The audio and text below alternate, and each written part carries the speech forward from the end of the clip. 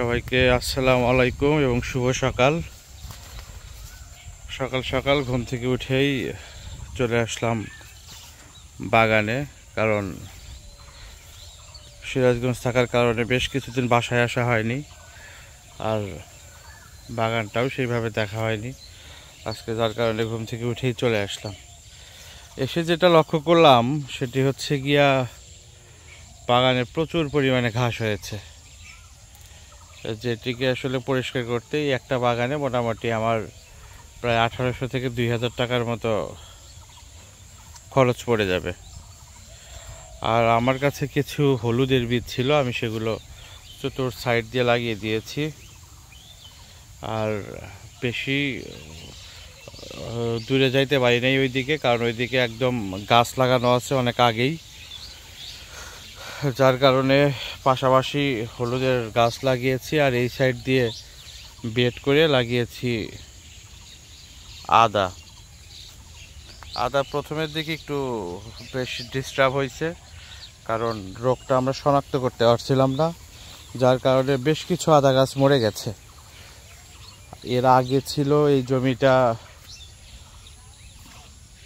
লেবুর জমি, আর লেবুর গাছেও বিভিন্ন ধরনের পচন ধরার কারণে গাছ বাগানটা নষ্ট হয়ে গেছে। তারপরেও যথেষ্ট পরিমাণে ছত্রাকনাশক এই জমিতে দেওয়া হয়েছিল, কিন্তু ভুলবশত এখানে কোনো ঘাস মারা বিষ দেওয়া হয়নি, যার কারণে হয়তো আমাকে এত ডিস্টার্ব করছে এই ঘাসগুলো। কিন্তু মাশাআল্লাহ আদা সুন্দর হচ্ছে। আদা যেগুলো লাগিয়েছিলাম সেগুলো মোটামুটি সুন্দর আছে। 12 থেকে 14 সেন্টিমিটার পর পর একটি করে আদার বীজ লাগানো হয়েছে, যেটি আসলে 40 থেকে 50 গ্রামের মধ্যে। আর এখানে পরবর্তীতে এসে পেঁপে গাছ লাগানো হয়েছে বিভিন্ন জায়গায়। জমিতে পর্যাপ্ত ঘাস থাকার কারণে পেঁপে গাছগুলো সম্পূর্ণভাবে দেখা যাচ্ছে না,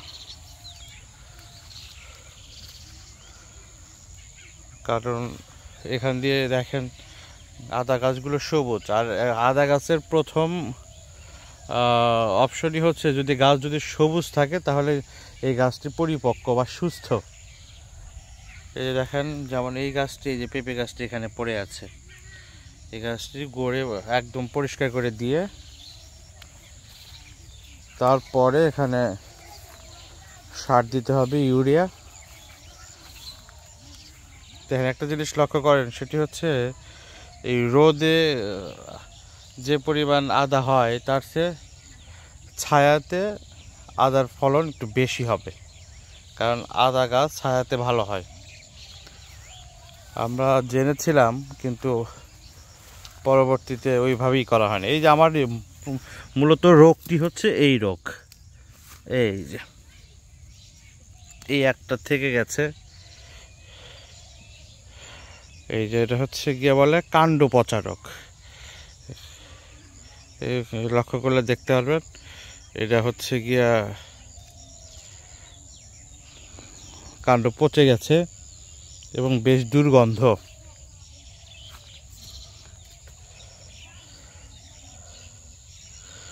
জমিতে সেরকম আর পাওয়া যাবে না, একদম একটা থেকে দুটো, তার বেশি না। কারণ যেই কীটনাশকটা আসলে ছত্রাকনাশকটা আগেই দেওয়া উচিত ছিল, সেটি দিতে আমাদের একটু দেরি হয়ে যায়, যার কারণে কিছু গাছ নষ্ট হয়ে যায়। মোটামুটি এখন আলহামদুলিল্লাহ সব গাছ ঠিক আছে, মোটামুটি একদম,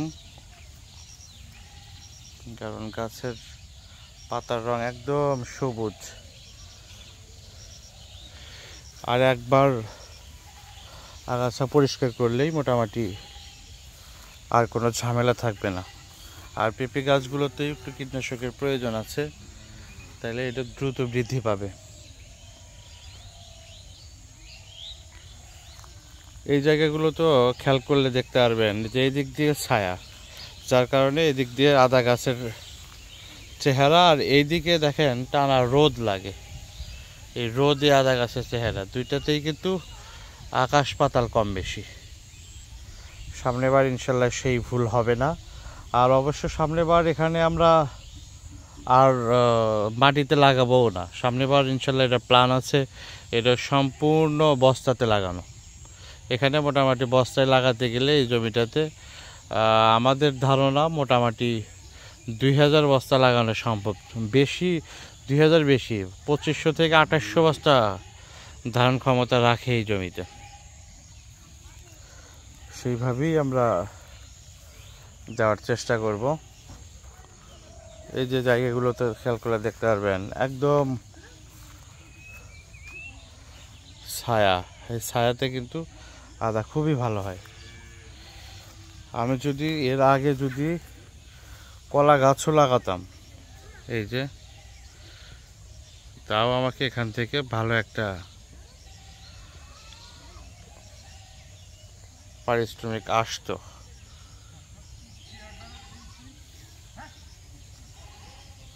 কারণ এই যে বাগানে না আসার কারণে এই যে এই কলার মোচাগুলো ভেঙে দিতে হয়, কারণ যদি এটা না ভেঙে দেন তাহলে এই কলাটা হবে না।